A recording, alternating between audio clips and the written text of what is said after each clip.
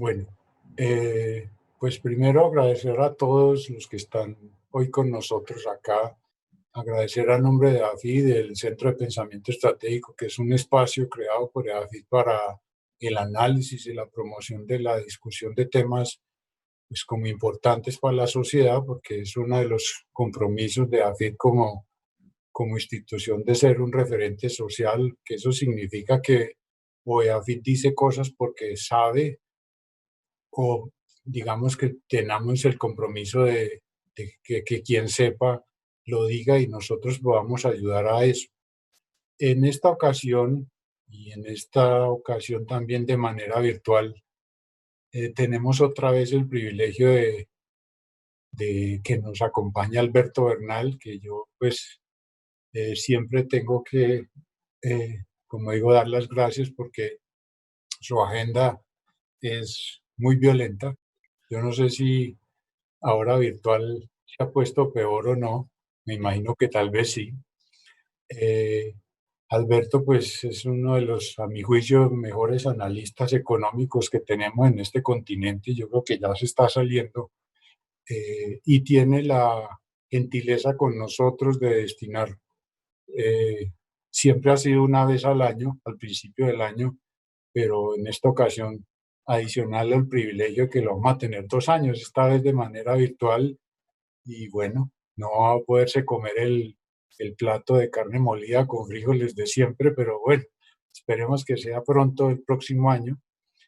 Y pues en esta ocasión, la idea es como con una conversación. Yo voy a ser como abogado del diablo de alguna manera plantear unas preguntas que me parece interesantes, que sean de interés general y que Alberto las desarrolle. Entonces va a ser una cosa, como digo, muy informal y muy conversada, obviamente yo solamente haciendo las preguntas.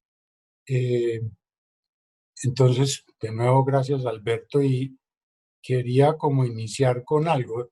Este año estuviste en febrero a través de NEAFID con nosotros y en ese momento yo recuerdo que todavía, bueno, aunque todavía la incertidumbre es muy alta, pero en ese momento era peor porque no sabíamos si esto del COVID era una gripa con esteroides o era una cosa más violenta. Estábamos medio asustados porque precisamente no sabíamos bien qué iba a pasar. Y bueno, tú planteaste algunas ideas que a mí me parecería para ese momento que eran lo que se podía decir con la información que teníamos. Ya llevamos varios meses, más de 6 meses después de esa reunión, y nos ha pasado una cosa que yo creo que nadie tenía previsto como en su historia de vida, decirle a sus nietos o hijos o lo que tenga que le había tocado estar en una pandemia. Eh, entonces, pues han pasado tantas cosas y todas bastante feas, por cierto, porque yo creo que nadie estaba preparado para esto. Y ha habido mucha discusión sobre si lo que hemos hecho es lo correcto. Eh, y tal vez en este momento hacer un juicio de que si lo que se hizo estuvo bien o mal, o que si lo que debimos haber hecho era lo de los suecos o lo de Corea del Sur, que a mí me gusta tal vez un poco más de alguna manera, pero no hay un modelo perfecto y todavía esto falta mucho para saber qué es lo correcto. Pero como no estamos ni siquiera, yo creo que desafortunadamente terminando esta pandemia, estamos como en la mitad, o no sabemos si vamos para segunda ola o la primera se juntó con la segunda, no sabemos mucho, pero uno digamos que estaríamos en el mejor de los casos todavía un año en una situación anormal. Pensando más en el futuro que en el pasado, porque pensar de para atrás y decir que era lo que había que hacer es muy fácil y muy fastidioso. Pero tú pensando en lo que sigue, porque tú planteaste en el principio una posición muy clara, tú nunca estuviste de acuerdo con los bloqueos tal vez en la forma y en la dimensión que se plantearon, y te has ganado yo no sé cuántos insultos por eso, por tu posición. Eh, pero ¿qué crees que desde tu óptica, viendo lo que falta por hacer en políticas públicas y sobre todo en medidas económicas, tú cómo ves lo que sigue? O sea, ¿aprendimos algo? ¿Vamos a repetir? ¿Qué crees tú que sigue de aquí en adelante para no mirar tanto para atrás en este momento? Pues, a ver, Juan David, bueno, antes que todo, tú sabes que el placer que es para mí verte, bueno, verte virtualmente, Ujú. definitivamente no es lo mismo como llegar a Medellín y parar en Doña Rosa y comerse un buen, un buen plato de comida, pero bueno, ya yo estoy convencido que Dios mediante para el primer trimestre del próximo año ya estemos en una situación donde podamos hacer esto. Porque yo creo que si hay algo que yo creo, mira, yo me equivoqué demasiado con esto y me acuerdo perfecto en el podio de Neafit, yo dije que lo más probable era que el COVID fuera a ser como fue el SARS. Y yo mostré una gráfica. Dije, mire, esto va a ser muy parecido a eso. ¿Qué pasó con el SARS? El SARS, el mercado se cayó 20% en una cuestión de un mes y medio, porque toda Ujú. la gente dijo, aquí nos vamos a morir todos, etcétera, porque el SARS, la verdad, sí era un virus mucho más peligroso que el COVID, pero menos contagioso. Y cayó, y de pronto llegamos a un punto donde la economía volvió a coger fuerza otra vez y los mercados arrancaron muy fuertemente. Eso duró más o menos 3 meses, Juan David. Más o menos ese proceso duró 3 meses. Nosotros llevamos 6 meses en esto. Entonces, lo que yo sí podría hacer decir es que vamos el doble de tiempo. El golpe económico ha sido 10 veces mayor por las decisiones que tomaron los líderes del mundo de cerrar. Y mira, yo no tengo cómo juzgar eso, porque es que eso es como decir, hombre, si hubiera metido a James en el minuto 55 en vez del minuto 75, de golpe hubiéramos empatado. Ujú. O sea, mirar hacia atrás todos homogéneos, eso es muy. Y yo, por ejemplo, yo me pongo en los pantalones del presidente Iván Duque y digo, no, no, no, qué situación tan complicada. Pero bueno, eso ya es, como dices tú, historia patria. Entonces, ¿qué sí hay de igual? Y eso es muy importante que lo digamos, el comportamiento de los mercados. Fue exactamente igual en el SARS que en el COVID. Y eso es algo que para mí, en marzo, cuando ya me di cuenta yo que esto iba, mejor dicho, a enloquecerse mal, yo dije, no puede ser, esto va a ser mucho más grave en términos de mercados. Pero los mercados recuperaron muy rápidamente. Y yo creo que los mercados sí se anticipan a la realidad, Juan David. Eso es el valor social de los mercados. Los mercados tienden a reaccionar con anterioridad a cosas que estemos viendo nosotros. Mira, a mí me llama la atención algo muchísimo. Hace un mes y medio yo escribí un documento y dije, mire, las personas que están viajando en Estados Unidos pasaron de 2.2 millones de personas en aviones todos los días, más o menos un promedio de 2.2 millones de personas, a 88,000 el 7 de abril de este año. De 2.2 millones a 88,000. Eso es una caída del 95%. O sea, básicamente cuando tú miras ese número dice, ¿qué aerolínea va a sobrevivir? Ninguna. Pero ¿qué pasó? Pues la gente igual tiene que seguir viajando, tiene que ir a visitar a la abuelita, tiene que hacer cosas. La gente, por más que haya pandemia, hay que hacer cosas de todas maneras. Entonces, pasamos de 88,000 a niveles de 660,000 en una cuestión de 2 meses. Entonces, multiplicamos por casi 10, 8 veces, pero seguíamos abajo 60 y pico por ciento. Cuando se acabaron las vacaciones de verano. Entonces, Alberto Bernal dijo, es un mes, más o menos un mes, aquí vamos otra vez hacia abajo, porque pues la gente ya no va a viajar porque no hay vacaciones y la gente de negocios no está viajando. Alberto Bernal no está viajando. Mira, Juan David, tú me preguntaste que si yo estábamos más ocupados. Mira, yo el año pasado di 52 conferencias alrededor del mundo. En el 2019, 52 conferencias en total. Desde que comencé la pandemia, creo que he hecho fácil 120 Zooms con clientes e instituciones. O sea, digamos, la productividad de Alberto Bernal se ha multiplicado casi en 3 veces gracias a la tecnología. Y eso es una bendición que yo creo que va a ayudar mucho a futuro, aunque yo estoy completamente convencido de que van a volver las conferencias presenciales. O sea, en algún momento la gente va a volver a querer tener un cóctel o hablar o saludar al speaker o darse la mano, etcétera. Esas cosas es parte del ser humano, del ser humano. Entonces yo creo que todas esas cosas van a volver, pero pues obviamente con una componente de híbrido, que es lo que estamos viendo. Pero a lo que voy con mi cuento de los aviones es el siguiente. Después de que se acabaron las vacaciones de verano, debería haber caído otra vez la actividad en los aviones. Pues no, siguió incrementándose. Y ya vamos, ayer hubo 900,000 personas en Estados Unidos que volaron. 900,000 personas. Y muy seguramente dentro de una semana va a haber 1,000,000. Entonces, ya pasar de 2,2 millones a 1,000,000, pues ya es una caída de 50 y pico por ciento, no del 95%. Entonces, la sociedad va volviendo poco a poco. Y las acciones, los stocks de las aerolíneas se anticiparon a eso. Porque si no, las aerolíneas ya se deberían haber quebrado. Entonces, lo que me deja a mí, una cosa que me deja a mí esta pandemia es una admiración adicional por la capacidad predictiva que tienen los mercados financieros, que nadie lo puede explicar. O sea, esto nadie lo puede explicar, Juan David. Nadie sabe por qué pasan estas cosas, pero uno tiene que tener la humildad de entender que cuando un sistema tan complejo y tan fascinante como el valor de una acción, digamos, lo deciden agentes alrededor del mundo que están viendo la misma vaca, pero que tienen una visión diferente del valor de esa vaca, y llegamos a un precio de equilibrio. Eso es, en mi opinión, completamente hermoso. Es una de las cosas más divinas de las finanzas y la economía. Entonces, los mercados nos dijeron que eso íbamos para allá. Y yo creo que los mercados nos están diciendo otra cosa, Juan David.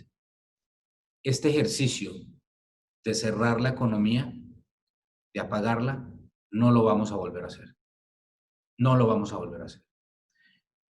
Porque yo creo, y eso yo me he ganado muchos insultos, algunos válidos, otros no válidos, porque algunas personas sí me dicen, pero es que, hombre, Alberto, es que usted es muy ácido, debería haberlo puesto como más suavecito, es que hay gente muriéndose. Y yo digo, pero es que obviamente, y eso es terrible, esto es una pandemia horrible. Pero, por ejemplo, ayer me leía en The Economist que la última estimación del Banco Mundial sobre cuántas personas adicionales en el mundo van a quedar en extrema pobreza por los confinamientos y por las decisiones del mundo de apagar la máquina, está en un rango entre 240 millones de personas y 490 millones de personas. Y a mí me parece una tragedia que haya 490 millones de personas que habían salido de la pobreza extrema y hayan vuelto a caer. Porque ¿sabes qué, Juan David?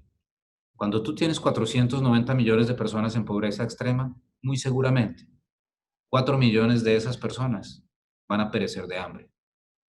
Entonces, tuvimos 4 o 5 o 6 o 7 veces más muertes trágicas, horribles, por culpa de la pobreza que generamos por apagar la máquina, que por tomar las decisiones de los confinamientos. Eso es una cosa que yo creo, y creo que la evidencia todos los días nos va llevando a esa decisión. Entonces, ¿qué es lo que hay que hacer? Mira, lo que dijo un señor que yo admiro mucho, se llama David Katz. David Katz es el director de epidemiología del Instituto de Epidemiología de Yale University, en New Hampshire. David Katz le hizo una entrevista el Wall Street Journal a principios de la pandemia. Y el tipo dijo algo maravilloso que a mí nunca se me va a borrar. Dijo lo siguiente: esta pandemia se combate a través de una estrategia quirúrgica, no a través de una estrategia de bomba nuclear. Y el confinamiento es una bomba nuclear. La estrategia quirúrgica es algo más parecido a lo que hicieron los japoneses, los suecos y pues los coreanos del sur, pero ellos tienen una ventaja que no tiene ningún otro lugar del mundo, que es la tecnología y la capacidad de hacer el famoso contact tracing. Y hay que decirlo también, ayuda mucho, y pues tú y yo lo hemos vivido, uno llega a Japón, pues en Japón nadie se da besos, ni nadie se abraza. Entonces, pues cuando tú no te tocas con las personas, pues es más fácil. O sea, yo tengo un amigo japonés y decía, pero cómo es el distanciamiento social en Japón? Pues hombre, es que nosotros hemos vivido un Toda la distanciamiento vida. social. Entonces, ¿cuál es el distanciamiento social? Para ellos simplemente era tener un poco más de cuidado con la higiene, pero fíjate que en Japón ni siquiera hacían tests. Es un tema bien interesante ese de la forma como se manejó ahí. Pero termino con esto. Yo sí creo que cuando sí se tiene que tomar otra vez otra decisión, sí se tiene que tomar, que yo esto todavía no estoy convencido. Creo que la decisión va a ser más la de ser, bueno, tenemos un foco de infección acá. Está bien, entonces los colegios de este lugar específico se cierran una semana, pero no más de una semana. Y se trata de controlar eso y se hacen test masivos, que ya afortunadamente está el de test de 15 minutos y eso ayuda, etcétera. Pero se deja que el resto de la sociedad siga funcionando y siga logrando lo que está logrando en este momento la India, por ejemplo, porque es que la gente dice qué horror lo de la India. Mira, la verdad, lo de la India no es la verdad. Para mí ha sido una sorpresa impresionante. Yo te digo una cosa, yo sí pensé, y lo hablaba con mi esposa, decía, imagínate cuando les llegue el coronavirus en la India, Dios santo, ¿cómo hace uno distanciamiento social en la India? Es imposible. Sí. Es imposible. Pero ¿qué es lo que nos está diciendo la data? Y la data de cero prevalencia, que son los anticuerpos, etcétera, ya da que el 50%, por ejemplo, más del 50% de una ciudad como Nueva Delhi, ya tuvo coronavirus. Y la verdad que es que si tú haces la extrapolación de eso, digamos que el 25 o el 30% de toda la India ya tuvo el coronavirus. Pero la mayoría de las personas lo tienen muy leve, porque la mayoría de las personas en la India son jóvenes. Déjame termino con un dato más porque a mí eso me parece, y eso sí la verdad me produce tristeza como ser humano. Todas las personas que están viendo esta conferencia han visto el pánico que se ha generado en el mundo, por ejemplo, con la reapertura de las universidades, porque obviamente cuando tú reabres las universidades y los jóvenes se vuelven a ver, pues Juan David, es que los jóvenes son jóvenes, que los jóvenes tienen que ser jóvenes y los niños tienen que ser niños y la interacción es un hecho, es muy difícil que no haya contagios. Entonces, obviamente en Estados Unidos se reabrieron las universidades y hubo contagios. Entonces, hay un científico que hizo el cálculo de en las primeras 50 universidades más grandes de Estados Unidos, cuántos casos hubieron desde que se reabrió presencialmente hasta la semana anterior. Y los casos son 70,000 casos de coronavirus adicionales, y los cuales se han tratado muy bien, se han hecho porque las universidades están haciendo mucho test y han logrado pues mantener los focos, etcétera. Pero mira lo interesante, de los 70,000 casos, ha habido 3 hospitalizaciones y ha habido 0 decesos. 0 decesos. ¿Qué quiere decir esto? En el mismo periodo de tiempo, hubo muertes en esas universidades de jóvenes por suicidio, exceso de alcohol, accidentes, etcétera, que son muchísimo más altas que las que hubieron por el COVID. Entonces yo creo que cuando el mundo decida oírle a la ciencia, vamos a pasar de esa estrategia de bomba nuclear a estrategia quirúrgica en la cual tenemos que cuidar a las personas de mayor riesgo con celo, pero tenemos que permitirle al resto de la sociedad seguir viviendo, seguir generando relaciones y seguir moviendo la economía para que no tengamos que lidiar con 500 millones de personas en extrema pobreza más en este mundo.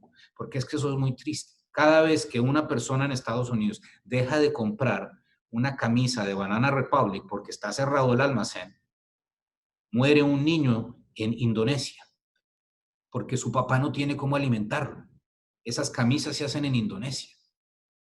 Entonces son temas que todos estamos interconectados y es duro. A mí me parece un tema muy duro. Realmente te digo, personalmente me ha afectado mucho porque me produce mucha angustia ver que a veces no vimos esa otra parte de la ecuación, sino solamente la parte más inmediata. Okay. Bueno, pues como siempre muy interesante y sobre todo lo que dices de la anticipación de los mercados, que a veces es exagerada, pero digamos que se corrige muy bruscamente, pero da señales. Incluso los ejemplos que pones de la aerolínea me parecen muy interesantes porque hace poco leía a alguien burlándose de Warren Buffett porque había comprado acciones de aerolíneas. Y yo dije, yo no sé este señor que ya sabe por dónde le entre el agua el coco, que se haya equivocado tan feo, pero parece que no por lo que nos cuentas. Hay otra cosa que quisiera preguntarte y pues que resulte un asunto semántico, pero creo que es interesante que tengamos claros los diagnósticos y aceptando que a todos tal vez a esto no los vaya a afectar en la misma medida y profundidad, pero yo no soy economista y se me nota y lo lamento, pero hay como una especie como de, todavía no hay consenso de si estamos en una recesión o estamos en una depresión, que son dos cosas diferentes. Eh, ¿Tú qué te atreverías a plantear? O para algunos va a ser recesión y para otros depresión, o en términos generales, ¿tú qué crees? Porque si le ponemos el nombre equivocado, tal vez una medida para una recesión no es la apropiada para una depresión. ¿O crees que solamente una discusión de términos que tal vez no es relevante? Mira, yo creo que desde el punto de vista, Juan David, desde el punto de vista de la virulencia de la caída económica a todo nivel y del daño que hicimos al tejido social, esto tenemos que llamarlo una depresión, pero es un tema semántico también.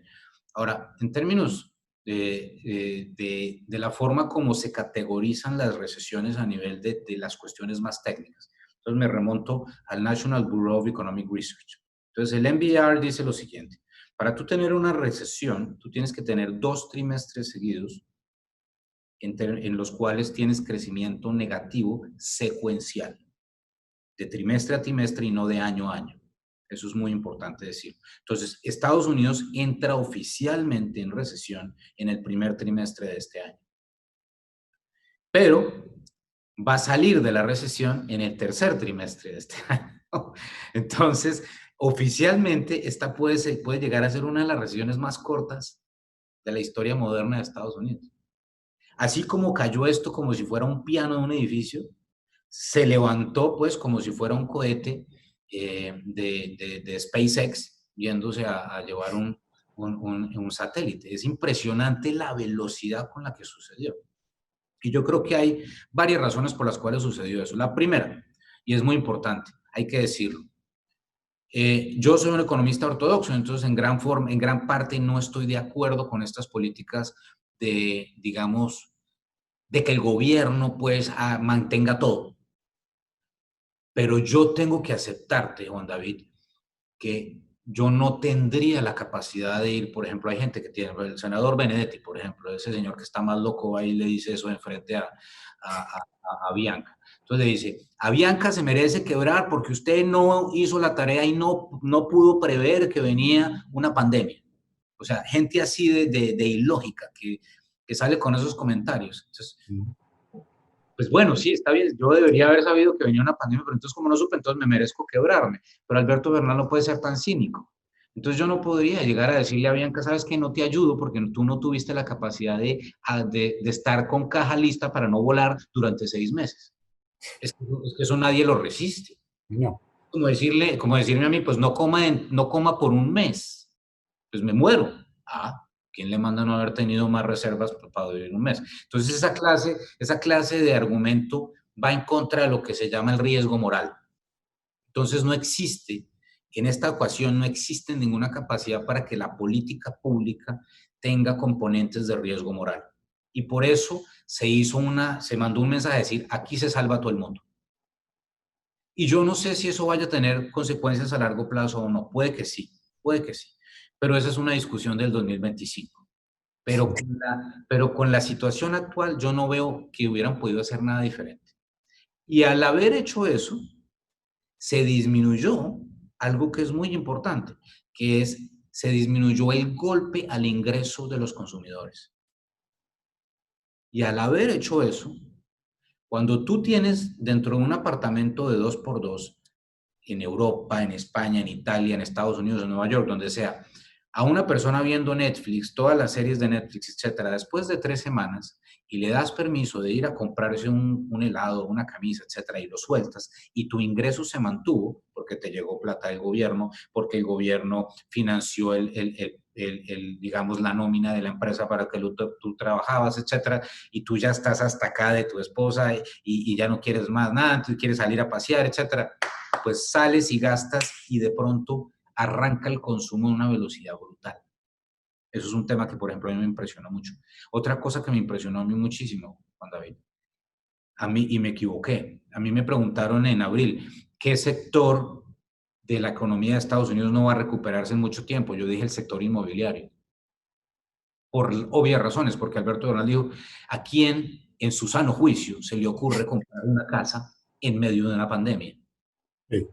Pues mira, julio y agosto han sido los mejores meses de ventas de casas nuevas y usadas en la historia, en términos de crecimiento, en la historia de Estados Unidos. Porque la gente, como los niños estaban estudiando en el apartamento, etcétera, etcétera, y ya no había gimnasios y ya no había, entonces necesitaban más espacio. Entonces la gente se comienza a salir de los apartamentos, la gente que tenía un poco de ingreso disponible, se fue a comprar otras casas o se mudó o se fue de Manhattan a New Jersey o se fue del centro de Miami a las afueras de Miami, etcétera. Y al comprar esas casas generó una actividad brutal en todo lo que tiene que ver con la construcción y eso es muy importante. Entonces, pues imagínate, esa cosa que nunca pensé yo que fuera a suceder, sucedió. Y son de esas cuestiones que han disminuido o que han ayudado a que la recuperación sea mucho más rápida de lo posible. Y por eso es que yo creo que no estamos en depresión. Pero sí vamos a estar en depresión si llega a suceder algo. Y Dios no lo quiere.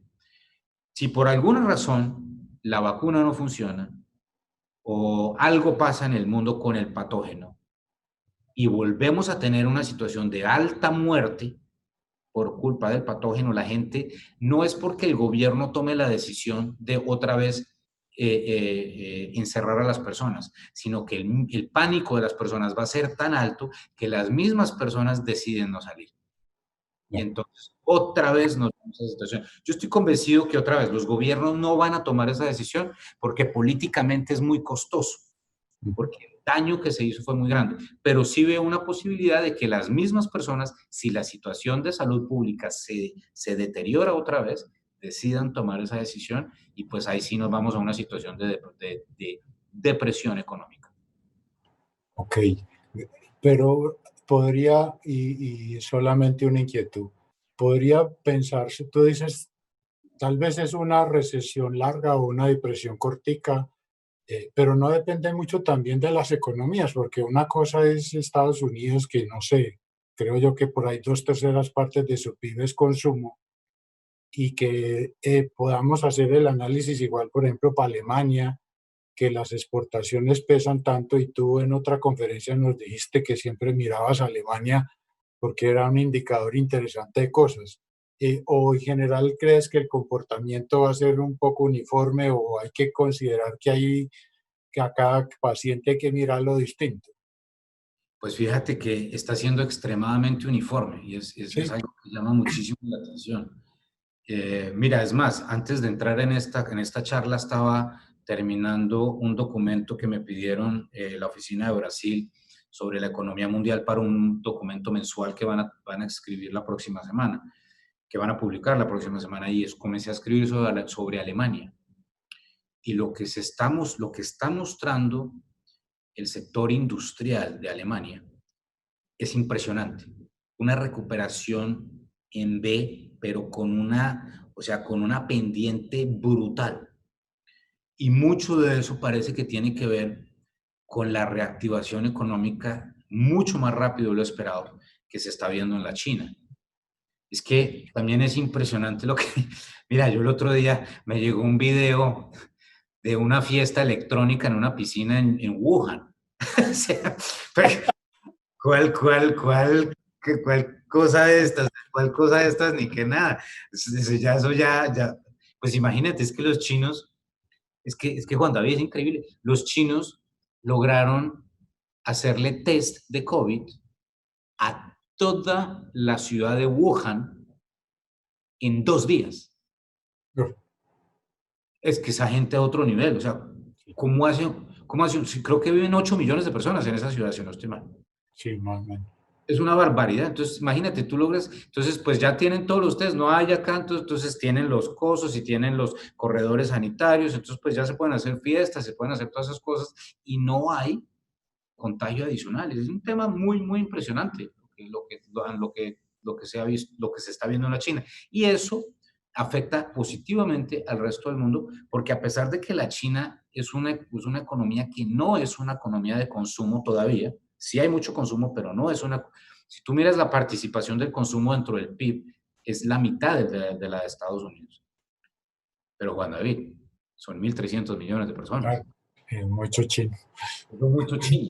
Y cuando tanto chino está comprando Mercedes o Audis, o está montando en tren, o necesita turbinas de avión, o necesita barcos, y todo eso viene de Alemania, porque es que Alemania es una potencia industrial brutal en este mundo. Y es uno de los países más globalizados. Entonces yo sí estoy viendo algo muy interesante ahí. Y te digo una cosa, estoy teniendo problemas para encontrar razones por las cuales ponerme más negativo el futuro, digamos, de la economía de Europa.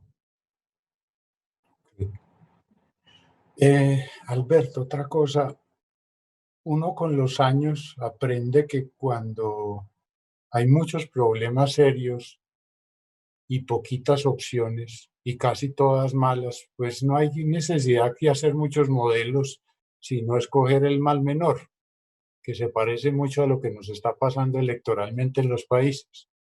Eh, entonces los gobiernos tenían que hacer algo, yo creo que no tenían muchas herramientas y una de ellas era bajar intereses, me imagino, para facilitar el acceso a dinero, bueno, para que hubiese alguna actividad. En economía, tú sabes mejor que yo, es una cobija chiquita, cuando uno se tapa la cabeza se le destapan los pies y viceversa. Entonces a uno siempre le enseña que listo, bajar las tasas de interés es chévere, pero que hay un riesgo de inflación y todo eso. Entonces cuando empezaron todo el mundo a bajar tasas, alguien te decía, pero ¿cuál inflación? Si en una recesión, ¿qué carajos de inflación va a haber si no hay consumo?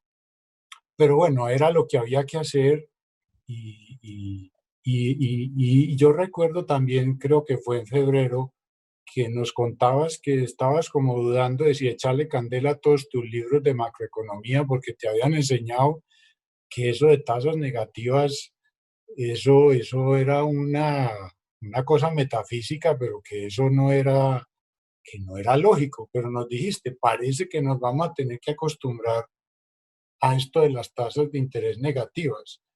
¿Sigues creyendo eso y te parece una cosa posible y sigues como todavía dudoso o ya te diste al dolor y parece que eso es como la nueva normalidad? Pues mira, yo creo que si algo ha hecho la pandemia es todavía poner más estructura detrás de esa locura que es una tasa de interés negativa. Porque otra vez, es que una tasa de interés negativa para todos los otros los que estamos metidos en esta área del conocimiento, Juan David, es que ridículo. O sea, las tasas de interés negativas no tienen lógica, eso no debería existir, porque, Ujú.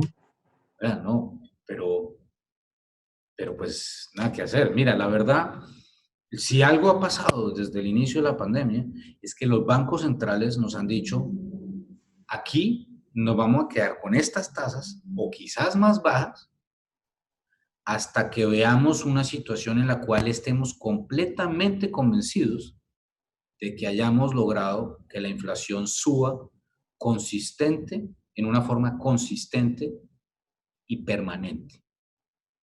Eso es lo que nos han dicho.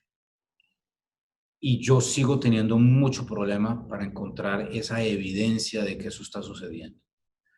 Y me devuelvo a lo de siempre. O sea, Juan David, es que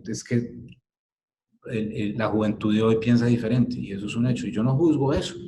Es que no lo puedo juzgar porque es que simplemente vemos las cosas de una forma diferente y no hay una forma positiva o negativa o de una forma adecuada o no adecuada de ver las cosas, no. Es simplemente la gente ve las cosas diferentes dependiendo de el momento histórico en el que estemos. Y yo sí sigo completamente convencido que el concepto de acumular capital como el objetivo de vida de una persona es el pasado. Y el futuro está más atado a un concepto de acumular experiencias. Y cuando la gente acumula experiencias, no acumula capital. Y las experiencias generan menos inflación que el capital. Eso es un hecho. Porque el capital implica construcción de activos fijos grandes que necesitan una cantidad de actividad adicional para generar eso. Entonces yo, por ejemplo, digamos, yo sigo viendo cada vez menos interés de los jóvenes de comprarse un carro. O sea, en este momento no hay mucha gente utilizando Uber por obvias razones, pero cuando haya vacuna y cuando haya mejores terapias, etcétera, todo eso va a volver. O sea, yo estoy completamente convencido otra vez que las clases presenciales van a volver, que la gente va a volver a la oficina, etcétera. Yo ya llevo bastante tiempo viniendo a la oficina. Yo dije, yo me voluntareo, yo quiero ser el primero en volver a la oficina, a mí no me importa, pero yo necesito ir a la oficina. Que para mí trabajar en casa no es mi situación natural. Y cada uno es diferente. Hay mucha gente en la oficina que sí está dichosa trabajando en la casa. Yo no. Yo estaba, pues mejor dicho, me acostumbra uno a todo, pero yo sí me siento más productivo en la oficina. Entonces, todas esas cosas, digamos, todas esas tecnologías, todas esas realidades van a volver y todas son en gran parte deflacionarias. Y eso que ni hemos hablado de esto, mira, de Zoom. Pues mira, si yo el año pasado tuve que dar 52 conferencias alrededor del mundo, montándome en un avión, cogiendo un taxi, montándome, quedando en un hotel, pagando un restaurante, etcétera, etcétera.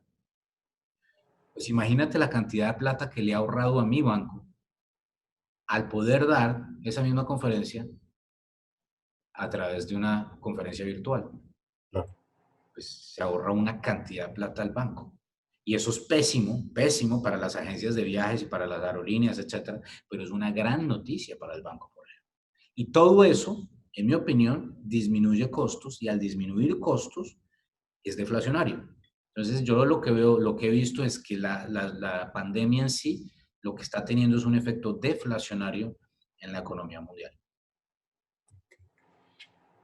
Una, una cosa que yo siempre, desde mi óptica, seguramente limitada, pero creo que tal vez no me equivoque en esta ocasión, y es que he creído que una de tus virtudes en tu trabajo, que son muchas, por cierto, pero una es que no solamente estás leyendo pantallas, sino que te toca lidiar, digámoslo así, porque es un toro muy bravo con gente con dinero, inversionistas, industriales, que ellos piensa uno que no son como el inversionista eh, amateur que quiere ganarse un montón de plata en 5 meses, sino que tiene que pensar en construir una planta en México o en Taiwán y invertir mucho dinero con un proyecto que va a ser rentable por ahí en 10 años. O sea, son gente que no puede estar exclusivamente mirando el estado de resultados del mes entrante, sino que tienen supuestamente una mirada menos inmediatista.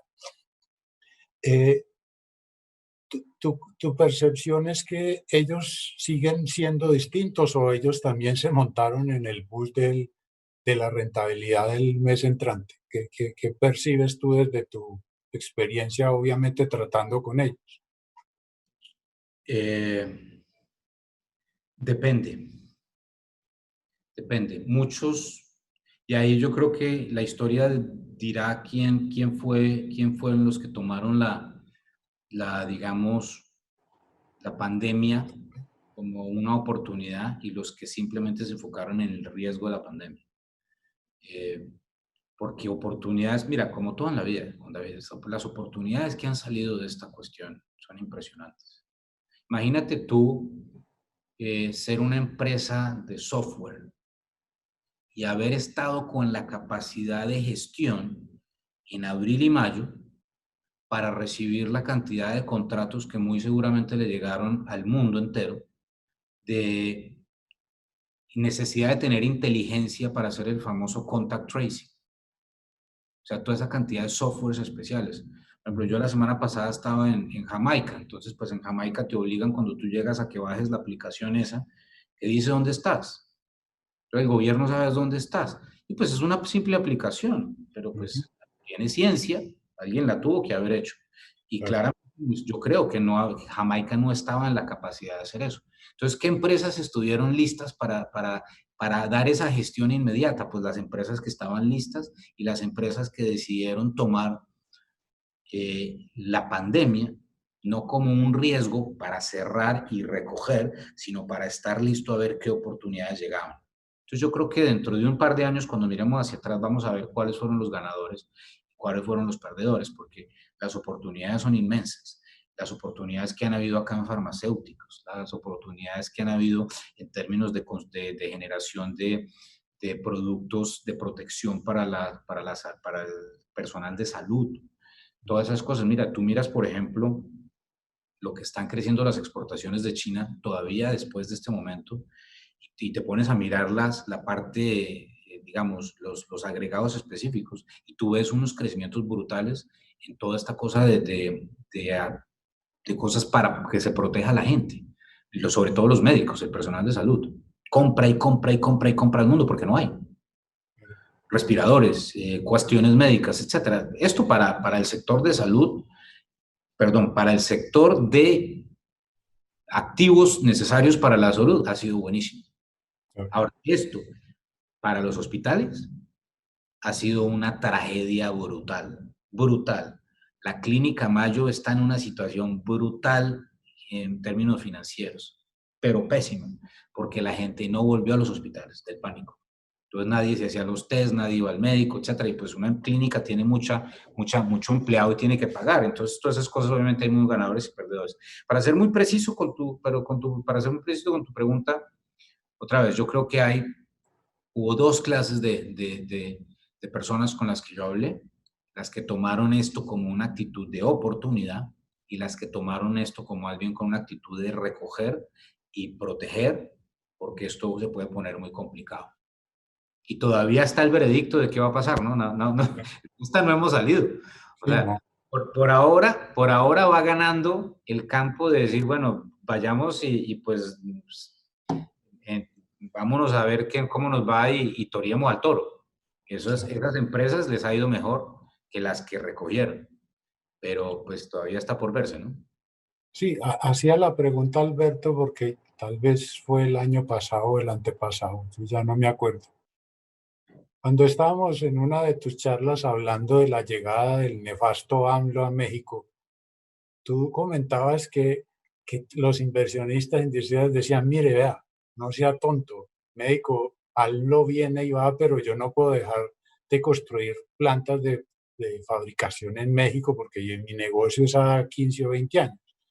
Y te hacía la pregunta porque no sé si esta circunstancia era atípica y se sale de este racionamiento o no. Pero como tú dices, solamente sabremos quién tomó la decisión correcta. Pero como yo creo que al final los que inteligentemente se arriesgaron, pues no, tal vez van a ganar como siempre. Eh, Hay una cosa que es más de coyuntura, pero es imposible no tratarla, Alberto, y es las elecciones en Estados Unidos. Estamos a un mes y pico. ¿Ustedes allá en XP planteado algún ejercicio de escenarios del efecto de las elecciones? ¿Qué sería lo menos grave o lo mejor, si se puede decir? O sea, ¿nos puedes contar algo como de qué es lo que tú percibes de los posibles resultados y efectos de esas elecciones? Pues mira, Juan David, esa pregunta es una pregunta que me están haciendo básicamente eh, todos los días los inversionistas. Y esta es la forma como lo estamos viendo aquí en la firma. Yo tengo tres escenarios. El escenario uno, 2, 3, obviamente. Primer escenario, yo le doy un 50% de probabilidades. Ese escenario incluye que Joe Biden gana la elección, pero no por mucho espacio, quizás 2, 3%. Los demócratas mantienen la mayoría en la Cámara Baja y los republicanos mantienen la mayoría en la Cámara Alta, pero pierden 2 escaños. Entonces ganan los demócratas, pero los republicanos todavía mantienen un poder importante en la Cámara Alta. ¿Por qué es importante esto? Porque si ese es el escenario, entonces, literalmente, desde el punto de vista de la política pública en Estados Unidos, no pasa nada. No hay incremento de impuestos, no hay baja de impuestos, no hay nacionalización de la medicina, no hay prohibición del fracking, no hay, digamos, procesos importantes de infraestructura. Entonces, básicamente nos quedamos donde estamos en este momento. Y paradójicamente eso es lo mejor que le puede pasar a los mercados, porque no necesitamos que pase nada diferente a esto. Esa es la realidad. Porque con la dinámica de recuperación, como Estados Unidos perdió tanto, para recuperarse, el movimiento natural de la recuperación tiene su propio impulso, su propia dinámica, y lo mejor que puede hacer el mundo es no hacer nada que vaya a poner en riesgo esa reversión a la media, el famoso mean reversion que muestran las economías. Cuando una economía cae 10% un año, el año siguiente crece 8, y la gente dice, pero increíble. No tiene nada increíble. Cuando caes 10, subes 8, igual sigues abajo, ¿cierto? Y bastante más. Pero pues es mucho más fácil crecer cuando caes que cuando no caes. Entonces ese tema es el escenario 1. Escenario 2 es un escenario igual, pero en vez de ganar Biden, gana Trump. Igual no pasa nada, porque si Trump quiere pasar algo, pasa por el Senado, pero colapsan la Cámara de Representantes. Si la Cámara de Representantes quiere pasar algo y aún pasa el Senado, lo colapsa Trump porque le hace un veto. Entonces no pasa nada. Y otra vez, es lo mejor que le puede pasar desde el punto de vista de la normalización de la situación actual. Y el escenario que yo tengo que es negativo, es el escenario donde ganan Joe Biden, la Casa Blanca, gana por bastante espacio. Los republicanos pierden el control del Senado y los demócratas ganan y mantienen el control de la Cámara Baja. ¿Por qué creo que es un mal escenario ese? Porque ese escenario sería como un referendo en Estados Unidos de decir, no queremos más el sistema que sigue existiendo en Estados Unidos, el famoso sueño americano, y queremos pasarnos a algo mucho más de redistribución de riqueza, algo mucho más parecido a la socialdemocracia de Europa, que es el discurso de Bernie Sanders, el discurso de Elizabeth Warren, el discurso de Alexandra Ocasio-Cortez.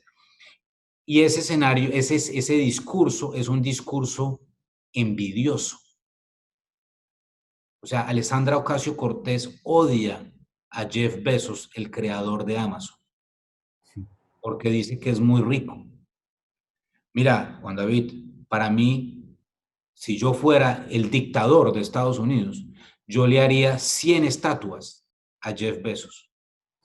Porque Jeff Bezos tuvo los cojones de renunciar a un trabajo bien pago como el mío. A propósito, Jeff Bezos tenía un trabajo muy parecido al mío cuando tenía 35 años. Y le pagaban muy bien y vivía en el Upper West Side en Manhattan y iba a todas las discotecas y a los mejores restaurantes, vivía muy bien. Y el hombre decidió renunciar a un trabajo bien pago para ir a empacar libros, él, en cajitas y mandarlo por correo a las casas y a lugares diferentes del mundo. Él mismo decidió incluir toda su fortuna, que pues bueno, su plata y la de sus papás, en un sueño. Y generó ese sueño lo que es hoy Amazon. Y Amazon le da empleo y le da la posibilidad de comer a 3 millones de familias en Estados Unidos. 3 millones de familias. Empleos bien pagos a 3 millones de familias. Para mí, Jeff Bezos, eso es lo mejor que le ha podido pasar a Estados Unidos. Para los demócratas radicales, Jeff Bezos es el enemigo de Estados Unidos. Entonces, a mí lo que me preocupa es que esta elección nos traiga una situación donde la dinámica de la ideología se vaya hacia odiar el emprendimiento. Y eso no está incluido en los precios de los mercados. Ese escenario yo solamente le doy 20%, quizás porque soy un tipo positivo. pero Dios quiera que no me equivoque, porque no habría nada peor, nada peor. Mira, esta niña Alessandra Ocasio-Cortez es muy bonita, es muy elocuente, pero es un peligro, es un peligro. Eso es como la Camila Vallejo de Chile, o la Evita. Es un peligro esta señorita. Entonces, que Dios quiera que jamás vaya a tener ningún poder real en Estados Unidos esa persona. Ok. Entonces, por lo que me dices, termina siendo entonces más determinante lo que pase con el Congreso que quién es el presidente, prácticamente. Exactamente. El Senado, la elección que importa acá es la elección del La Senado. escena, que es la que está con más rango de posibilidad de que hubiese un cambio teóricamente, porque la Cámara parece que podría seguir igual. Exactamente. Muy interesante. Esta pregunta que te hice era más de coyuntura y de corto plazo y me voy a atrever a una tal vez de más largo plazo. Y también muy larga la pregunta, casi como de esas preguntas que hacía Margarita Vidal, que era más larga la pregunta que la respuesta.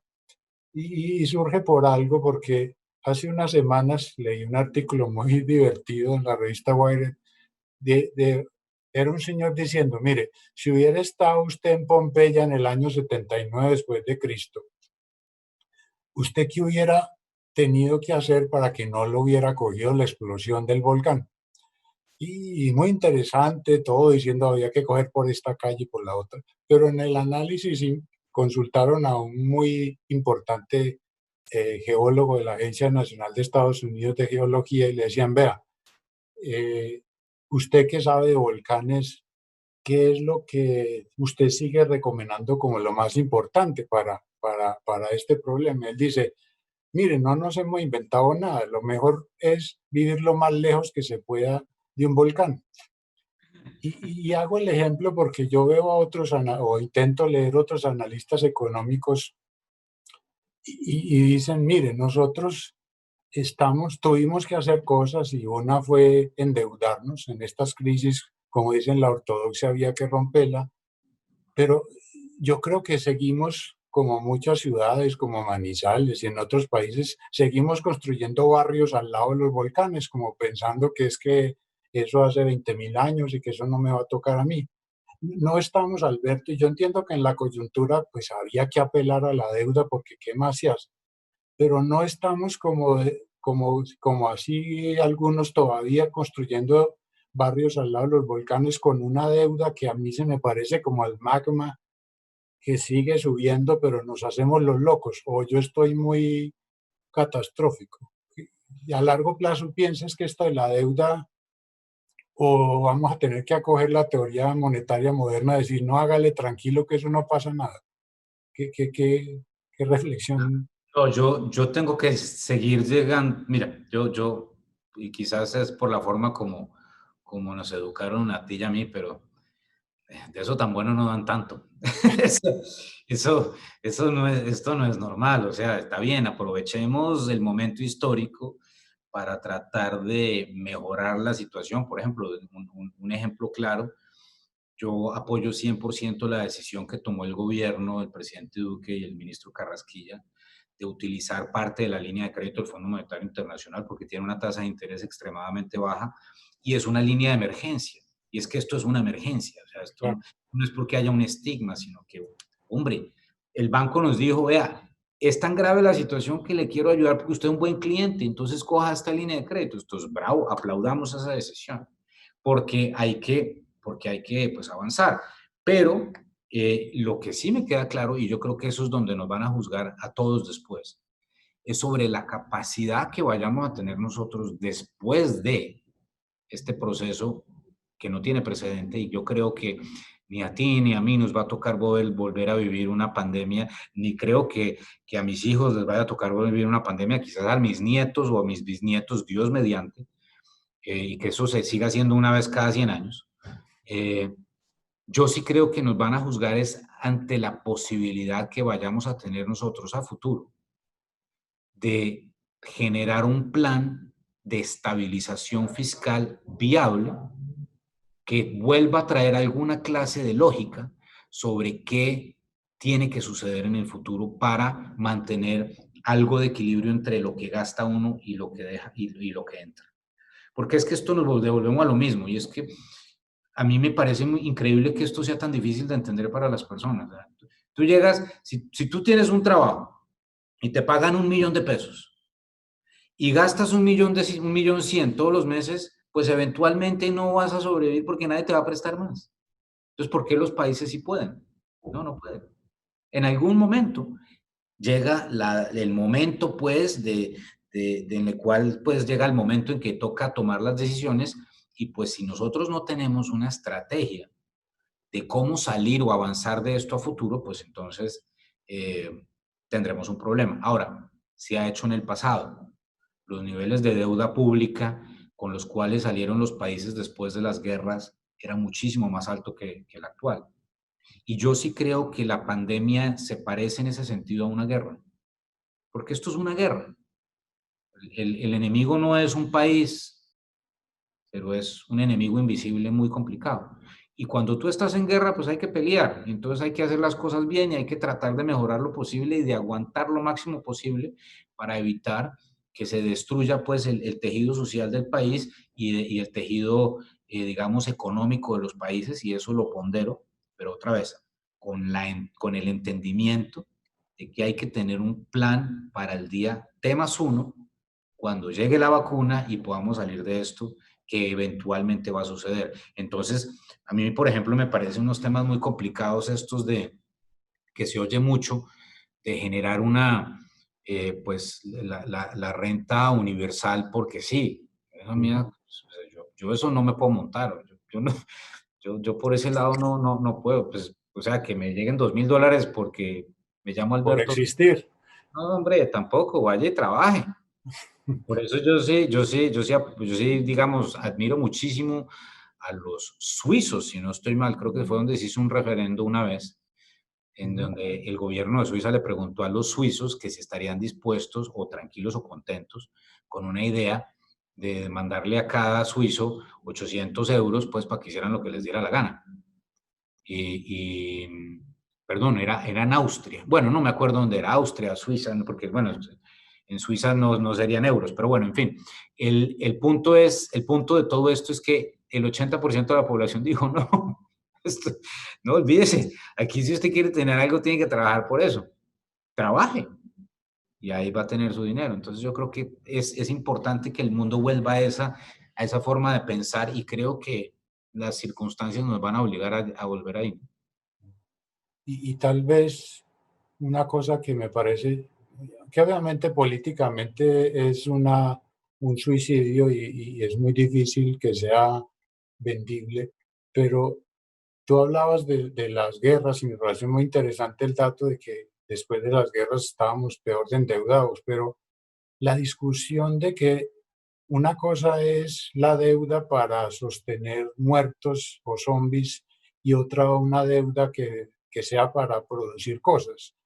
O sea, esa discusión tan idiota de que no hay que prestarle a Bianca, que es que no es un regalo, es un préstamo.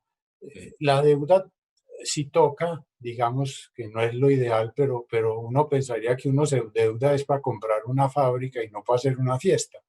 Eh, y creo que también esa discusión habrá que darse. Yo no sé si somos políticamente capaces de proponerlo y aceptarlo, pero no sé si estamos endeudándonos para sostener zombies, como escribí hace unas semanas y me dijeron que yo era un maldito yuppie neoliberal y bueno, y todos esos insultos que tú y yo sabemos y compartimos por víctimas, pero ese tema de la deuda yo no sé si nos vamos a hacer los locos, pero como dices, habrá que hacerlo y pronto, porque si no se puede seguir viviendo así.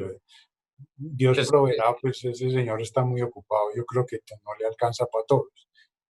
Mm, hay una cosa tal vez con una significancia política, ya que y toqué el tema, y es, uno supone que en una circunstancia como la que estamos de empresas quebradas, desempleo, extinción masiva de muchas empresas, bajos rendimientos de la economía, pues están dadas como todas las condiciones para que los populistas con aroma de socialismo, pues sean exitosos, pues porque tienen la tierra abonada para decir, mire, yo le voy a dar agua gratis, internet gratis, energía gratis, todo ahora resultó vital y todo resultó un derecho. En el caso un poco más para Colombia, ¿tú crees que hay un riesgo sobre eso o es que uno se volvió paranoico de que caigamos en la tentación de esos señores que van a prometer bellezas y cosas que, o qué opinas tú de eso? Estoy yo muy asustado. Pues mira, yo me pregunto exactamente eso que te preguntas todos los días, porque creo que es una de las preguntas más relevantes para el futuro de nuestro país. Pero bueno, es lo que hay y no tenemos nada que hacer diferente porque, en fin, nos tocó vivir esto y las consecuencias sociales de eso están por verse. Pero déjame y te cuento una conversación que tuve con una persona que yo respeto mucho y es el economista jefe para Latinoamérica de Goldman Sachs, un gran amigo, portugués, gran amigo. Y él y yo estábamos el otro día conversando, después de una conferencia nos quedamos los dos ahí hablando en Zoom, y estábamos hablando sobre Brasil específicamente, y salió exactamente esa pregunta, es decir, ¿qué va a pasar en el futuro con la situación social de Brasil? ¿Va a salir la gente a incendiar el país como la están incendiando en Estados Unidos o va a haber una actitud diferente de la gente? Entonces quiero pensar que de golpe en esta ocasión, esa persona que quizás ya no tenga ese trabajo del cual se quejaba tanto antes, eh, diga, pues hombre, a pesar de que a mí me caía muy mal el presidente, el dueño, lo que sea de la empresa, pues me hace falta mi trabajito. Y genere, digamos, una actitud más de colaboración de la clase trabajadora con el industrial y del industrial con la clase trabajadora y que todos vamos para el mismo lado después de este golpe tan berraco. Miremos a ver cómo diálogos hacemos y nos podemos evitar la explosión social que tendría que ocurrir para que ahí sí se nos suba un desgraciado pues como estos que quieren incendiar el país. Entonces yo quiero pensar que puede que suceda eso. Ahora, necesitamos, eso sí, mucha suerte, Juan David. Colombia necesita que el precio del petróleo esté arriba. Colombia necesita que la economía global comience a crecer mucho más fuerte. Colombia necesita que los norteamericanos vuelvan a salir a comer en restaurantes para que coman más aguacate, para que compren más flores, para que compren más indumentaria. Colombia necesita que más norteamericanos digan, bueno, vamos a aprovechar para ir a Cartagena que está más barato. Necesitamos esas cosas, necesitamos esa noticia positiva del mundo que nos ayude un poco a salir adelante de esta, porque de esta solos no salimos. Pero seamos sinceros, nadie sale solo. Entonces, bueno, aquí Noruega sale solo, pues porque Noruega tiene El 1.1, fondo. o sea, tiene trillones de dólares ahí guardados en el fondo. Entonces, pues esos manes están en otro nivel, eso no pasa nada. Pero el resto del mundo sí está en una situación más difícil. Pero y te digo con total honestidad, es imposible saberlo porque es imposible ver el futuro, pero creo que en esta ocasión específicamente quizás nos veamos sorprendidos para bien por o por la visión, digamos, de que a pesar del problema social que hay, a pesar de todo ese vandalismo que hemos visto y a pesar del problema con los policías que mataron a este señor y todas estas cosas tan complicadas, que a pesar de todo eso la gente diga, hombre, sí, todo es muy difícil, pero yo necesito alimentar a mis hijos, necesito salir adelante y la pandemia me demostró que pues era mejor, Colombia era mejor en febrero a como es en septiembre. Entonces, pues hagamos lo que tengamos que hacer para devolvernos a febrero. Y eso implica que la gente colabora y no hace paros. Bueno, a ver, los de FECODE van a seguir con su joda Ujú. y los de siempre van a seguir con la vaina, pero para que eso funcione, la gente del común tiene que irse para la calle. Y la gente del común, que está muy apaleada y que la pandemia le ha generado humildad y que tiene el primo que tenía una tienda y ya está no está en una situación imposible y que el hermano que tenía un taller está en una situación imposible. Entonces vamos a ver cómo nos ayudamos, no incendiemos, construyamos, etcétera. Quiero pensar que de golpe tengamos una situación así mirando al 2022 y pues nos podemos evitar tener que lidiar con un populista de esos que tú y yo conocemos tanto, ¿no? Dios quiera. Una cosa más sobre Colombia. Ayer me llegó un WhatsApp con un cuadro de un análisis de la CEPAL. Yo, bueno, y no me da pena confesar que a mí la CEPAL no es como de mis sitios favoritos de análisis. Y todos Total. los años que oigo a la directora en Washington de la CEPAL diciendo el mismo discurso, que el salario básico, que la desigualdad, y digo, esta señora es como el Jurassic Park de los años 60 y no ha podido salir. Y Exacto. entonces el cuadro era un poco medio maldito porque decía, hacía una comparación de lo que habían gastado los gobiernos en América Latina para atender la pandemia en proporción al PIB. Y entonces decía que nosotros éramos como vergonzosos porque habíamos gastado muy poco de la economía disponible, como si el PIB fuera disponible para el gobierno para atender la pandemia.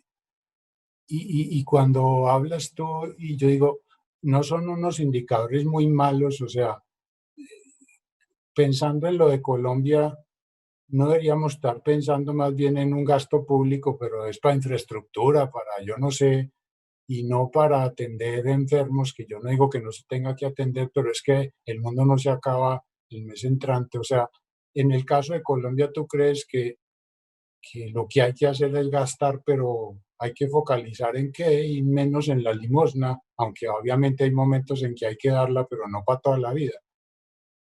Sí, mira, y en eso sí, en eso, Juan David, y volvemos a un tema muy, muy, muy difícil ahí, porque es un tema humano extremadamente difícil, ¿no?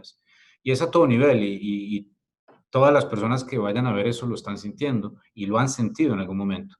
Pues porque hay dos clases de personas, las personas que, que querían, que digamos, que le dan un valor más grande a la necesidad de mantener el confinamiento por el tiempo suficiente para que el R0 desapareciera, para que el R0 se bajara pues a un nivel en el cual ya el virus no se pudiera seguir propagando, pero que en cualquier escenario eso pudiera durar 6 meses o 9 meses. Eso es como la visión de Claudia López hace 3 o 4 meses.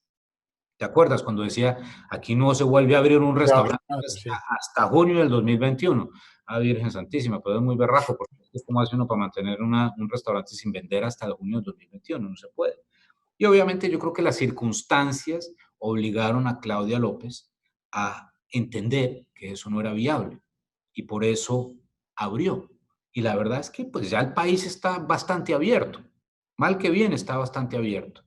Ahora, yo, Alberto Bernal, piensa que lo ideal hubiera sido abrir muchísimo antes, pero esa es mi visión, es simplemente la visión de un ciudadano que pues no hay mucha opción, porque yo siempre dije algo y es, cuando a mí me preguntaban en todas las, es más, en un programa, por ejemplo, con Andrés Oppenheimer en CNN, Andrés Oppenheimer me dijo, pero Alberto, si hacemos lo que tú dices, vamos a tener un tema de salud pública más complicado. A lo cual yo contesté, sí, pero es que si no lo hacemos, vamos a tener un tema de salud pública con los niños muertos de hambre muy complicado, porque Colombia o Argentina o Ecuador o Perú no son Noruega. Noruega tiene la capacidad de mantenerse cerrado 2 años sin problema alguno porque tiene un fondo soberano que vale 1.1 trillones de dólares en una población de 5 millones de personas. Eso es una belleza. O sea, ¿cuál es el mayor problema de Noruega? No sé, ni idea. El frío. Pues yo no entiendo cuál puede ser la situación. La gente que vive en Noruega, su mayor preocupación es que ojalá no haga frío esta noche, pero no tiene problemas ni de ingreso, ni de qué va a comer o no va a comer, o de salud, de educación. Todo está perfectamente organizado con o sin pandemia en Noruega. Pero en Latinoamérica no. ¿Por qué? Pues porque Dios quiso. Entonces yo siempre lo que pensé es, la única opción para nuestra región es abrir con los riesgos que implica abrir. porque son altísimos los riesgos de salud pública. Pero no teníamos otra opción, porque es que no somos Noruega. Entonces, vuelvo a lo mismo. Entonces, para mí, toda esa discusión, que pues ya es una discusión al pasado, no tenemos mucho que hacer en este momento. Pero lo que sí te podemos hacer en este momento es, después de ver quiénes han sido los que más han sufrido de todo esto, porque digamos, la gente que pudo hacer teletrabajo, pues ahí sigue haciendo teletrabajo en Bogotá o en Medellín o en Armenia, no importa. La gente de la construcción, pues mal que bien, ahí hay más construcción y hay harta demanda por vivienda, y eso está importante, eso es importante, pero digamos, toda esa cantidad de muchachos que perdieron su empleo en comercio, en restaurantes, etcétera, esa tiene que ser la prioridad de la sociedad, darle empleo a esas personas. Y la forma más fácil de darle empleo a esas personas en un país como Colombia es a punta de pica y pala. Entonces vamos a hacer infraestructura ya. Entonces, ¿cuántas carreteras que íbamos a hacer en los próximos 5 años? Vamos a hacerlas en 2. ¿Cómo? Con la plata de las regalías y cuál hora de almuerzo ni que nada, hágale, mano, pa. Y voy a ver cómo avanza eso. Y yo, por ejemplo, sí le digo al gobierno, y el gobierno tiene que como dicen los gringos, bite the bullet en esa. ¿Cuál que se demore 6 meses la licencia? No, ¿cuál 6 meses ni que nada? Mañana. Que no importa, me importa cero, mañana, así, medio dictatorial la cosa, porque es más importante darle trabajo a esas personas que están muriendo de hambre y sacar adelante el país y la economía en el cortísimo plazo a través de obra pública que tratar de controlar o respetar los derechos de tal comunidad que piensa que ese lugar es sagrado por X o Y razón. No, o sea, hay que, en circunstancias especiales, hay que hacer las cosas bien y lo importante es salvar vidas de las personas que están pasándola muy mal en Colombia porque hay una cantidad de gente que la está pasando muy mal porque no podía ni teletrabajar ni tenía la bendición que tenemos tú y yo de recibir una quincena. Porque es que yo sí te digo, Alberto Bernal le agradece todos los días a mi Dios que yo tengo una quincena. Imagínate la angustia mía de cómo voy a alimentar a mis niños si yo no tuviera trabajo en este momento. Yo, Alberto Bernal no es rico. Entonces, qué angustia. Yo te lo juro que solamente me imagino lo que le pasa por la mente a ese pobre papá que no sabe cómo alimentar a sus hijos porque su negocio se lo cerraron, porque Claudia López se lo cerró o porque Quintero se lo cerró, de acuerdo, por razones de salud pública, cierto, pero pues, hombre, ya pasó, tenemos que avanzar, ¿no? Bueno, y finalmente, Alberto, para no abusar más de vos, esta es una pregunta más como de un interés particular.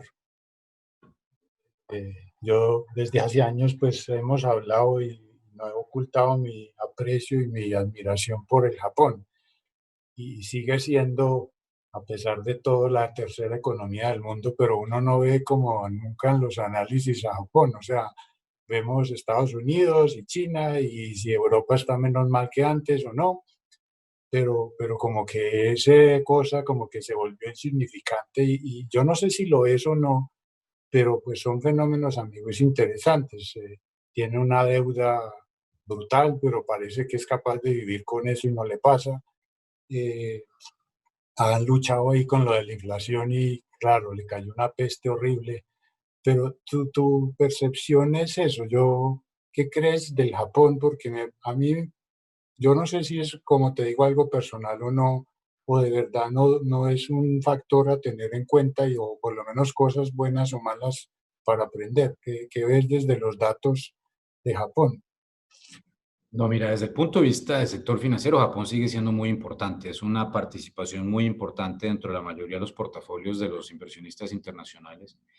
La capacidad de creación de nuevas ideas y nuevas empresas en Japón se ha mantenido. Bueno, tú y yo también estoy enamorado de Japón. Es que, se- me dicen, ¿quiere ir a Japón mañana? Vamos, hombre. Sí, sí. Vámonos ya, vámonos a Hakone mañana y nos tomamos un saque delicioso. Es que Ah, para mí el lugar es un lugar mágico, para mí, yo sí te lo digo en serio, para mí es la sociedad perfecta, o sea, es ese respeto por la gente que existe, ese respeto por las cosas. O sea, eso en Japón tú no ves, muchachitos destruyendo un CAI. No pasa en Japón, pero ni se le ocurre a un muchachito de esos. Al contrario, si ve que está limpio, está medio sucio, va y compra una cosa de pintura y la pinta él para que se vea más bonito. Es una sociedad realmente perfecta. A mí me impresiona lo espectacular que es ese país. Ahora, no crece porque no hay niños y porque no hay migración. Pero cada año, pase lo que pase, el estándar de vida sigue mejorando y no hay desempleo. Y sigue siendo una parte muy importante de la economía global desde el punto de vista de tecnología, desde el punto de vista de manufactura, desde el punto de vista industrial, y por lo tanto sigue siendo un componente muy importante ahí. Ahora, ¿qué tiene que pasar para que Japón vuelva a ser lo que era en 1970? Pues tiene que haber una revolución de la natalidad, tiene que haber una revolución de la inmigración y tiene que haber un cambio muy fuerte, digamos, desde el punto de vista de la forma de pensar del japonés. Pero sinceramente no creo que lo vayamos a ver, Juan David. Porque es que no creo que lo necesitan ni lo quieren. Porque es que, y yo sé que a ti te pasó también, o sea, está uno sentado en ese parque al lado del palacio, en la mitad de Tokio, una ciudad de 20 millones de personas que tiene, o 22, Sí, una cosa cosa descomunal. brutal, y tú miras semejante autopista y ni siquiera hay tráfico, y dices, ¿cómo diablos hacen los japoneses? Yo no entiendo cómo hacen los japoneses para que no haya tráfico en una ciudad de 22 millones de personas. Ajá. Es impresionante, es que son demasiado perfectamente bien organizados, una sociedad que yo realmente me encantó mi experiencia estar ahí, y Dios mediante podré volver muchas veces más, Dios quiera, para seguir aprendiendo de esa cuestión, pero yo creo que ellos están tranquilos con lo que han logrado, no quiere decir que no sigan siendo muy echados para adelante y que todo el tiempo estén buscando mejorar tecnologías, entonces esa parte sí lo es, pero no los veo con una intención de ser una potencia global. Entonces yo Ok. respeto muchísimo eso también.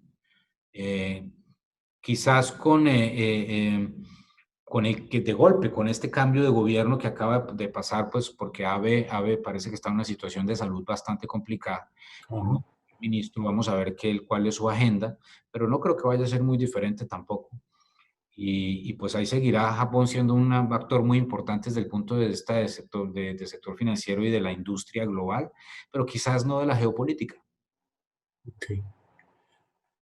Bueno, pues Alberto, no sé si quieres agregar algo, pues, aunque yo creo que ya has contado muchas cosas, pero pues de nuevo es un privilegio y un gusto.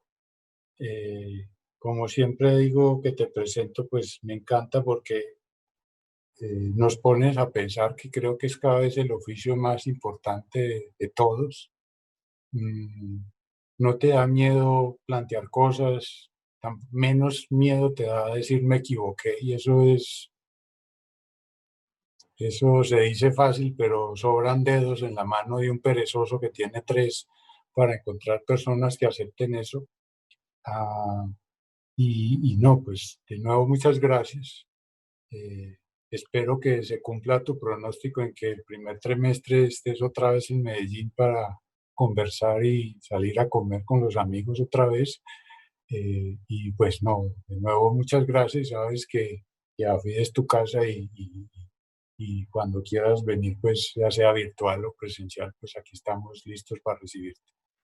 Pues Juan David, tú sabes que es mutuo, un placer verte virtualmente, aunque sea, estamos en contacto. Mil saludos a todos los muchachos y muchachas de AFIT y a todas las personas que vayan a ver esta presentación. Para mí un placer estar en esta casa. Para mí también AFIT me encanta esa universidad, veo toda esa cantidad de jovencitos con caras interesadas que quieren aprender, emprendedores con una visión de futuro optimista, que eso creo que es lo más lindo que puede haber una persona joven, ¿no?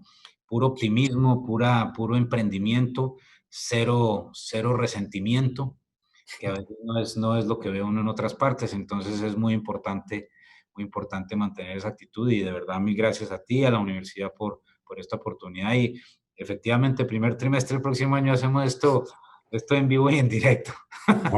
Ojalá. Pues bueno, muchas gracias Alberto y a todos ustedes, pues de nuevo también gracias por aceptar esta invitación y nos vemos en una próxima convocatoria del Centro de Pensamiento Estratégico. Muchas gracias.